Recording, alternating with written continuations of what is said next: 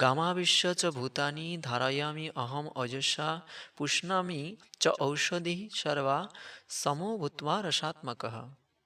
ভগবান শ্রীকৃষ্ণ বলছেন, আমি পৃথিবীতে প্রবিষ্ট হয়ে আমার শক্তির দ্বারা সমস্ত জীবদের ধারণ করি এবং রসাত্মক চন্দ্ররূপে ধান, যব আদি ঔষধি পুষ্ট করছি। শ্রীমদ্ ভগবদ্গীতা 15 নম্বর অধ্যায় 13 নম্বর শ্লোক। আমরা মনে করছি আমি আর একজনকে পালন করছি, ধারণ করছি। আমি চাষ করছি তাই ফসল হয়েছে। তুমি ধানের চারাটা লাগাতে পারো, কিন্তু সূর্যের আলো যদি না থাকে কিংবা চন্দ্রের কিরণ যদি না থাকে, তবে সেই ধান, সেই জবের চারা মারা যাবে। আর আমরা যে বলি আমি করছি, সেই আমিটাই তো কৃষ্ণের অংশ, আত্মা। আর আত্মাকে যদি পরমাত্মা এই শরীর থেকে বের করে নিয়ে যায়, তবে মৃতদেহ কোন জমিতে চাষ করবে? সুতরাং আমি করছি, এটা আমার, এটা হলো অজ্ঞান।